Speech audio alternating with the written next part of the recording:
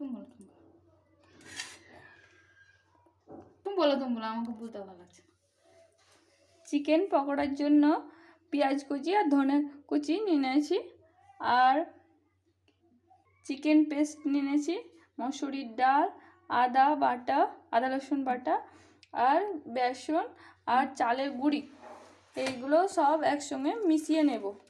আচ্ছা,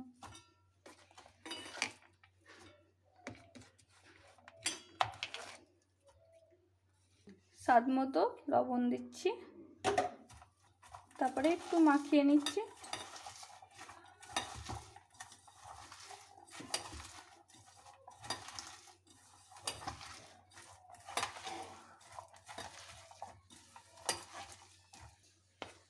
আদা পেস্ট,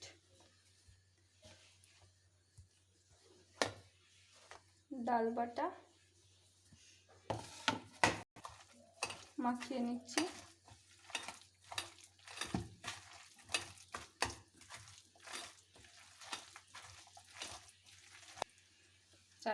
চালের গুঁড়ো,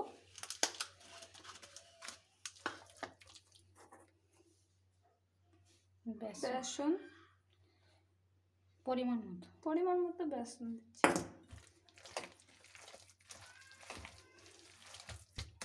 মাখানো শেষে এবার চিকেন দিয়ে দিচ্ছি, মাখিয়ে কিছুক্ষণ রেস্টে রাখবো, ফ্রিজে রেখে দেবো। 1 চামচ লঙ্কা পেস্ট দিয়ে দিচ্ছি, কাঁচা লঙ্কা, তারপরে ভালোভাবে মাখিয়ে নিচ্ছি।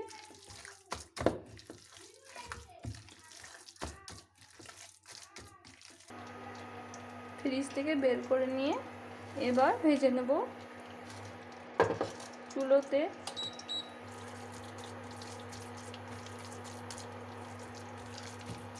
এখানে তেল গরম করতে দিয়েছে, এবার ভেজে নেব।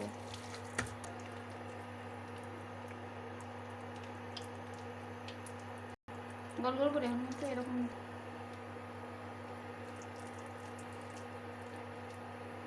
দিও। এরকম ভাবে তৈরি করে নিয়েছি, এবার ভেজে নেব। একটু কত সুন্দর পাচ্ছে ও স্টাইল। হোক না হোক ভেজে নেব।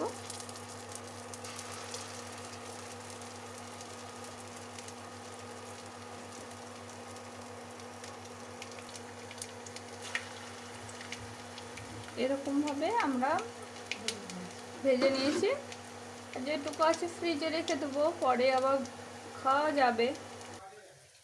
এবার ভাজা হয়ে গেছে, এবার পরিবেশন করব। এরকম ভাবে পরিবেশন করবেন।